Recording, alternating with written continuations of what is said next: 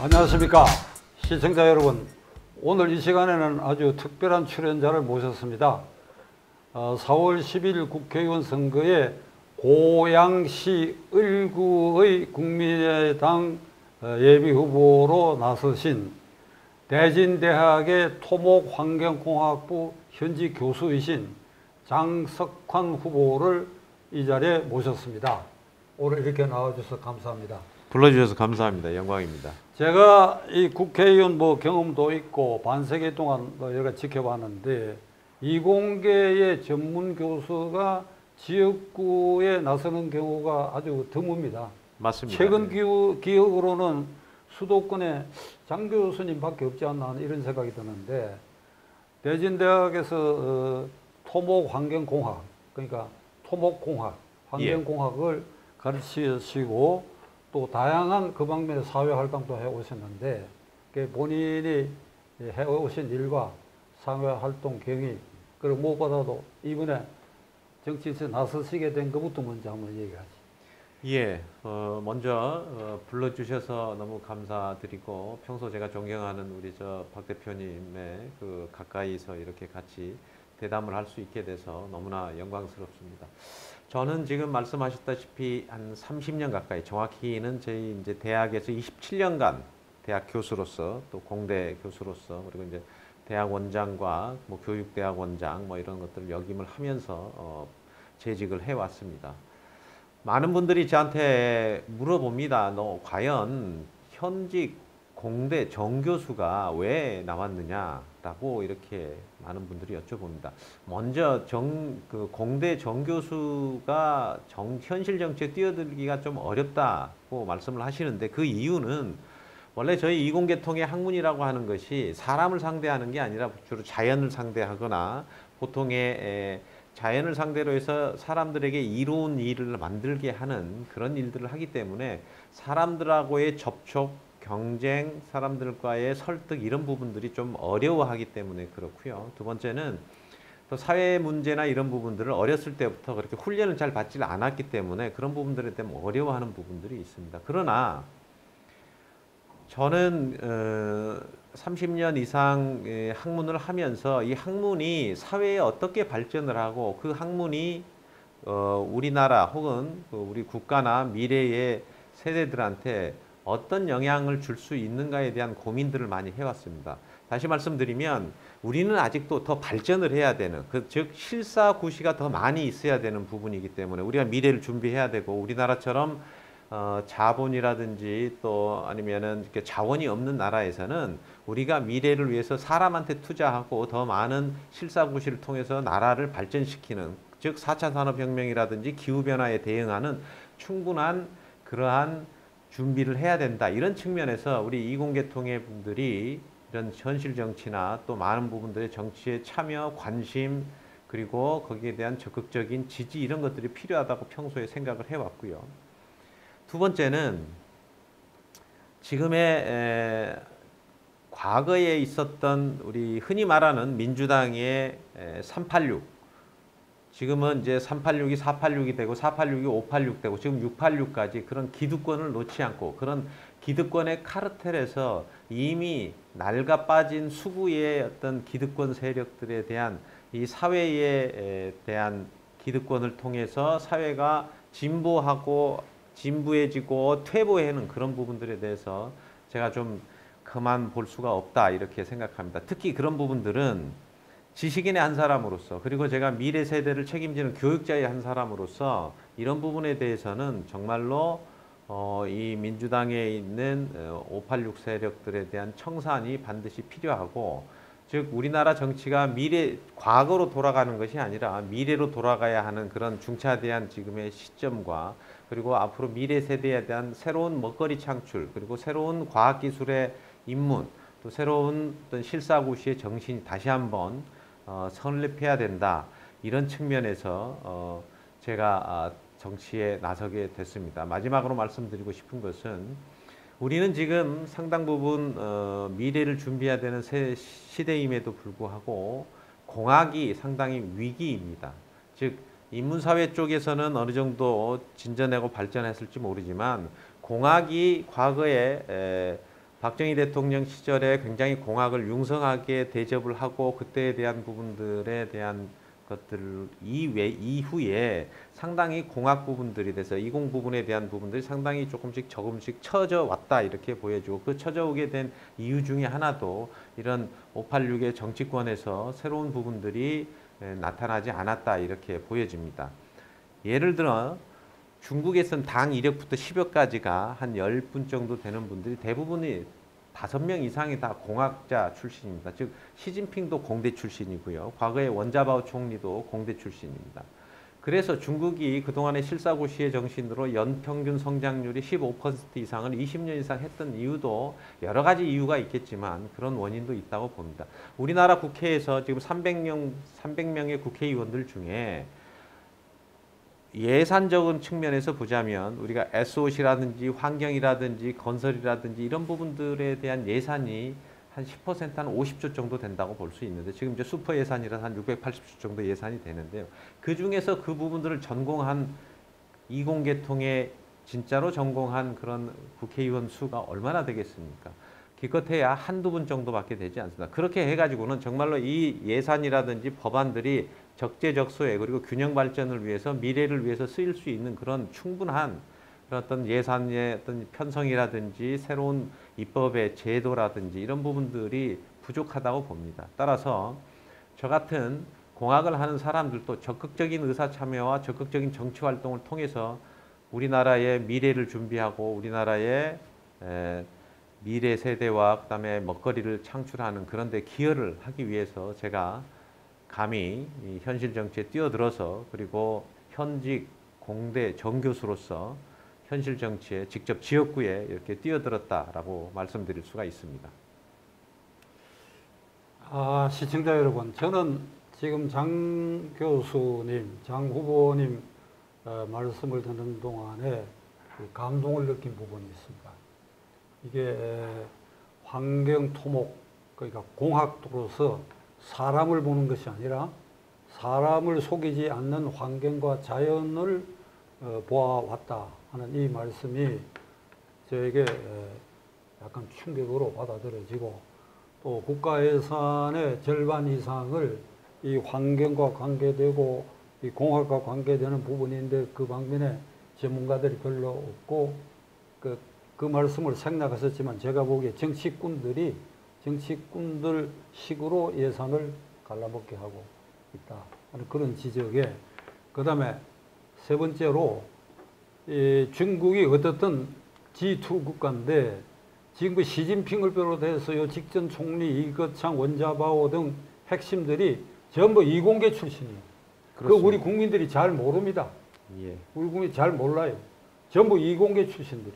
맞습니다. 대부분. 예. 그러니까 이공계 출신으로서 자연과 환경을 정직하게 보아온 그 눈으로 오늘의 이 정치를 이렇게 바라다보고 결국 이 후보가 되는데 오늘 대한민국 현실 정치의 가장 맹점, 아까 586 세대도 지적하셨는데 딱 한 가지를 더 지적하신다 그러면 어떤 걸 문제점을 지적하실 수 있을까요? 지금 정치권의 가장 불신을 받는 것은 소통의 부재, 협치의 부재라고 볼 수 있습니다. 그래서 미래로 가지 못하고 계속 정쟁만을 일삼는 듯하게 모습을 보이고 실제로 정쟁만을 위한 정치가 되어 왔던 것도 사실입니다. 그러나 저희 공학을 하는 사람들은 늘 끊임없이 예를 들면 우리나라의 국책 프로젝트, 큰 대형 프로젝트라고 하는 것은 제가 이제 과거 한 30년 동안의 교수 생활과 학자 생활을 하면서 국책 사업에 대한 설계 자문부터 심의 그리고 거기에 대한 여러 가지 계획에 대한 부분들을 추진하면서 제일 먼저 해야 될 게 일반 국민들과의 이 부분들이 얼마나 실생활에 도움이 되는가에 대한 설명, 협치, 그리고 조정 이런 것들이 필요하거든요. 따라서 공학을 하는 사람들의 기반이라고 하는 것은 실사고시라고 하는 것은 사람들에게 이롭게 하기 위해서는 사람들의 이해를 충분하게 하고 설득을 시켜야 되는 부분이기 때문에 협치와 소통의 가장 큰 부분이 저희 공학하는 사람들에 있다. 반대로 말씀드리면 지금에 있는 정치권에 있는 조금 전에 말씀하신 정치꾼들이라고 하는 그런 분들은 소통과 협치를 통해서 설득을 하는 것이 아니고 일방적인 자기의 주장과 자기네 정쟁이나 정파를 위한 일방적인 그런 소통이 부재한 그런 부분들이 가장 큰 문제다. 그것으로 인해서 갈등과 정치권에 대한 불신 이런 것들이 국민들한테 심어졌다. 저는 이렇게 생각합니다. 지금 말씀하신 것도 이공계 출신인 장 교수님에게서만 들을 수 있는 얘기를 내가 오늘 들은 것 같아서 감사합니다. 감사합니다. 이번에 고양시는 국민의힘 입장에서는 거기가 어려운 지역인 것이 고양시가 국회의원 선거가 네 개지요. 맞습니다. 갑, 을, 병, 정. 예. 그중에 이제 을에 입후하셨는데 그게 전부 민주당이고 예. 지금 시장은 지난번 지방선거에서 예, 국민의힘의 시장이 됐습니다. 탈환하긴 했지만 그렇습니다. 그동안에 쭉 민주당이 장악해와. 예. 그러니까 문재인 정권 때도 그렇고 예.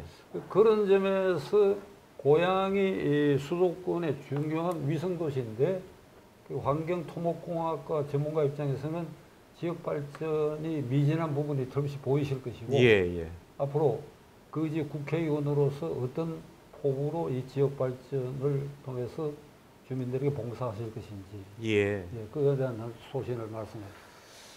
지금 말씀하신 것처럼 고양시는 적게는 지난 두 번의 민주당의 의원들이 당선이 됐고요. 길게는 4번까지도 되어 있습니다. 지금 잘 아시다시피 과거에 김현미 국토부 장관이 있었고요. 유은혜 교육부 총리가 있었고 또 심상정 정의당 대표가 있어 왔습니다. 그런데 고양시가 인구가 100만이 넘는 도시입니다. 특례시라고 하지요. 그러니까 경기도에서는 수원시 다음으로 큰 지역입니다. 10여 년 전에 고양시의 재정 자립도가 62% 정도, 60% 정도에서 지금 오늘날은 32% 정도로 재정 자립도가 반토막이 났습니다. 그 얘기는 무슨 얘기냐? 완전히 그 생산 유발 효과에 대한 부분들은 전혀 없고 완전한 배드타운, 즉 서울로 출퇴근하는 인구가 한 40% 이상 되는 그런 정도의 배드타운으로 전락한 데는 당대표가 있으면 뭐 하겠습니까? 국토부 장관이 있으면 뭐 하겠습니까? 변변한 종합대학교 하나 없는 이 지역에 교육부 장관이 있는 게 무엇이겠습니까? 즉 다시 말씀드리면 제가 판단했을 때는 이분들의 특징은 그 지역이 변화하지 않고 고착해야지만이 자기네들의 어떤 고착화된 조직을 통해서 선거를 이길 수 있고 계속 그런 정치 생명을 이어나갈 수 있다는 그런 생각으로 가지고 있다고 봅니다. 즉 빠르게 변화하고 새로운 사람들이 들어오고 새로운 기업이 들어옴으로 인해서 새로운 세대가 들어오면은 본인들이 굉장히 불리한, 즉 민주당에 있었던 고착화된 세력들이 불리해지고 새로운 세력들이 들어올 것 같은 그런 불안감 때문이지 않을까라는 그런 생각이고요. 따라서 그런 과정에서 고양시는 지난 10년, 12년, 짧게는 10년, 짧게는 10년, 길게는 한 16년 동안 굉장히 퇴보하고 뒤로 갔다 이렇게 볼 수 있습니다. 그래서 이런 부분들이 획기적으로 발전하지 않고 점진적인 발전을 해서는 절대 고양시가 발전을 할 수가 없고 완전히 새로운 방법으로 획기적으로 바뀌어야지만이 고양시가 발전할 수 있다. 지금의 고양시는 과거에 1997년도에 1기 신도시가 분당하고 일산이 가장 대표적이었죠. 물론 뭐 삼본이라든지 중동이라든지 다른 부분들도 있었지만은 지금 뭐 일반 서민들은 가장 궁금해하고 가장 비교 대상을 할 수 있는 게 뭐 서민들의 이제 재산의 하나밖에 없는 아파트 값인데요. 아파트 집값이 분당과 일산이 처음에 굉장히 비슷했습니다. 그러나 지금은 2배 정도 차이가 나거든요. 그럼 어떤 차이가 있느냐? 무엇이 가장 원인이 되겠느냐?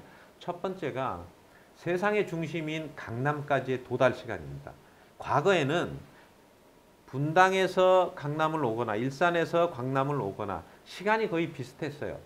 그러나 지금은 2배 정도 걸립니다. 제가 오늘 여기가 이제 스튜디오가 서초동인데요. 이 짧은 4, 5km 정도 되는 시간을 1시간 20분 만에 왔습니다. 분당에서 올 수 있는 그 시간대와 일산에서 올 수 있는 시간대가 이렇게 차이가 많이 납니다. 다시 말씀드리면 이러한 교통 인프라가 가장 부족했고 거기에 인구만 계속 늘어서 자족 도시, 즉 자급자족할 수 있는 기업은 전혀 없습니다. 큰 기업 하나 없고 그러다 보니까 모든 사람들이 생활의 불편함을 첫 번째 교통에서 느끼고 두 번째는 기업이 없는 자족형의 도시가 되지를 못하고 그러다 보니까 배드타운으로 전략해서 이런 부분들이 매일같이 일어나는 시간이 남들보다 더 빨리 일어나야 되고 그것이 자기의 일터에 가서 삶이 고단해지고 피폐해지는 그런 느낌을 가질 수밖에 없거든요. 그래서 두 가지가 필요한데요. 하나는 교통 인프라에 대한 부분들이 저희 고양시에 가장 필요하고 두 번째는 자족할 수 있는 자족형 도시가 만들어져야 되는데 인구만 많아지고 그런 교통이라든지 인프라 부족하고 자족형이 전혀 되지 못하면 점점점 살고 싶은 도시가 아니고 떠나고 싶은 도시가 되어가고 있습니다. 그래서 제가 30년 동안 토목, 건설, 도시 이쪽 분야를 제가 전공하고 연구하고 그리고 그런 부분에 대한 대형 국책 사업들을 여러 가지 부분을 자문을 하고 심의를 했던 전문가의 한 사람으로서 이제는 그런 정치꾼들, 정치인들이 아닌 전문가적인 식견에서 지역을 발전시키고 정치를 발전시킬 수는 진정한 정치인이 필요하다. 그리고 지금 시기가 앞으로의 지난 1기 신도시의 30년, 40년을 토탈해서 앞으로의 30년을 운명을 지을 수 있는 가장 절호의 시기다. 이렇게 판단을 합니다. 한 가지 덧붙여서 말씀드리고 싶은 것은 고양시는 제가 속해 있는 그 덕양구에 있는 제 지역구에는 제3기 신도시 창릉 신도시가 있습니다. 앞으로 올해부터 한 5년 동안 계획이 되고 있는데 또 창릉 신도시를 관통하고 있는 북한산에서부터 한강에 연결하는 창릉천이라고 하는 그 하천이 있습니다. 이 하천은 작년에 통합하천 사업이라고 하는 3천억짜리 국가 사업을 공모를 해서 땄습니다. 물론 제가 거기에 공모 사업 하는데 많은 계획이라든지 제 전공 분야이기 때문에 이 부분에 대해서 많은 부분들을 자문을 하고 같이 공동으로 연구도 하고 이렇게 해서 따는데 결정적인 기여를 제가 했습니다만 이 부분들이 지금 국가의 예산적인 측면에서 기재부에서 이 예산이 지금 탈락될 위기에 있습니다. 그래서 이 부분들을 다시 살려야 되고 그 부분을 살리기 위해서는 그 필요성이라든지 거기에 대한 논리라든지 이런 부분들을 제가 바로 할 수 있습니다. 따라서 창릉 신도시와 창릉천 통합하천 사업을 프로젝트를 통해서 덕양구를 완전히 탈바꿈할 수 있는 그런 기회를 가질 수 있는 바로 그 시점에 서 있다. 이렇게 말씀드리고 싶습니다. 또 하나 더 말씀드리고 싶은 것은 우리는 수도권을 관통하고 있는 한강이 있습니다. 전 세계에서 이렇게 크고 아름다운 한강이 이렇게 큰 강이 있는 것을 이렇게도 활용을 못하고 있는 나라입니다. 전 세계에서 큰 강에 이렇게 큰 강에 배가 이렇게 없는 나라 보셨습니까? 많은 배가 다니면서 많은 사람들이 접근을 하고 많은 사람들이 강을 이용을 하고 많은 사람들이 거기에 친수적인 특권을 가지고 할 수 있도록 그런 부분들을 만들어 가야 되는데 전혀 활용을 못합니다. 한강 하구에 위치한 고양시는 장항습지라고 하는 큰 세계적인 생태습지가 있고요. 한강변에 있는 큰 강을 활용하지도 못하고 있기 때문에 이 한강변을 활용한 수변공원화 그 다음에 창릉천의 프로젝트에 대한 창릉 호수 신도시, 기존에 있는 일산 신도시 같은 것들을 물을 이용한 물순환 도시로 특화를 시키면 경기 북부뿐만이 아니고 대한민국의 중심을 만들 수 있는 그리고 가장 살고 싶은 도시 그리고 그 배후에 관련된 기업들을 유치해서 자족형 도시 이런 부분들을 말씀을 드리고요. 교통 문제는 딱 하나입니다. 교통 부분은 가장 문제가 되는 것은 딱 두 가지인데요. 하나는 전철이 강남까지 오는 노선이 지하철 3호선이 지하철을 타도 1시간이 넘게 걸리고 있기 때문에 그것을 직선으로 만들 수 있는 지금 이제 GTX 노선이 계획되어 있으니까 그 부분 되어 있는데 도로 부분입니다. 즉 강변북로가 유일한 서울로 진입하는 도로인데요. 강변북로가 모든 도로가 접속을 강변북로로 해서 제가 여의도에 KBS 뉴스 해설을 하러 다닐 때 아침에 그 짧은 20km 정도밖에 되지 않는 이 도로를 1시간을 넘게 와야 되는 그런 부분이 있습니다. 따라서 강변북로를 지하화를 해서 지하토도를 통해서 덕양구에서 즉 고양에서부터 최소한 여의도까지는 지하로 빼면 그 중에서 한 15분에서 20분까지 도달할 수 있으면 강남까지 30분 안에 도달할 수 있으면 우리 고양 시민들이 우리 덕양 주민들이 생각하고 있는 재산의 가치뿐만이 아니고 그 아침 시간에 일찍 일어나지 않아도 되는 그런 고충을 좀 피할 수 있고 그렇지만 저는 이 부분들에 대해서 지하터널이 단순하게 도로를 활용한 지하터널이 아닙니다. 요즘에는 스마트 대심도 터널이라고 해서 터널을 굉장히 크게 만들어서 반 정도는 아래쪽에 물을 채울 수 있는 재해 예방 시설입니다. 지금 서울시에서 오세훈 시장님이 지금 추진하고 있는 대심도 지하 방수로 터널이라고 하는 게 그 부분이거든요.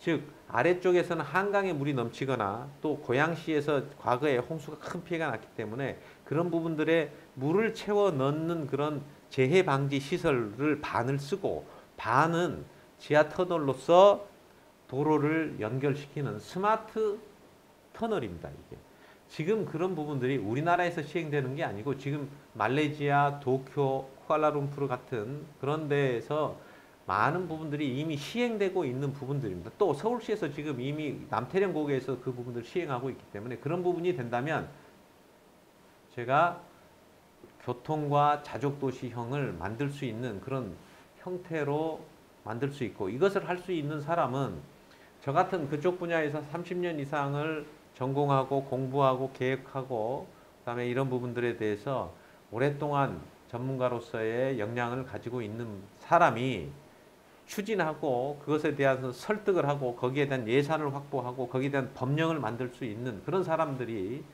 국회에 진출해서 지역 발전과 함께 미래를 위한 준비를 해야 된다. 저는 이렇게 생각합니다. 장 후보님, 장 교수님, 예. 제가 지금 약간 놀라고 약간 충격을 받는 게 지금 말씀하신 것은 그 대통령 선거 공약이야.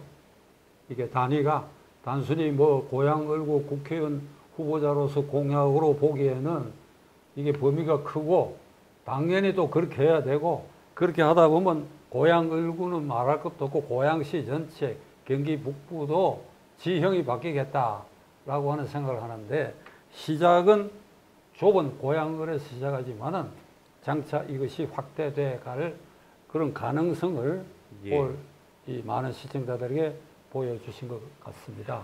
저도 많은 공부가 되는데 뭐 좀 더 자세히 다음 기회에 한번 좀 더 듣기로 하고 그 다음에 이게 선거라고 하는 건 또 민심을 얻는 작업이니까 이렇게 좋은 실사구시적 공약안을 갖고 계시고 그 실천적으로 충분히 가능하다고 믿어지는데 또 선거는 또 미묘한 민심 작용이라는 게 있으니까 그 선거 전략에 대해서 뭐 간략하게 좀 말씀하시지.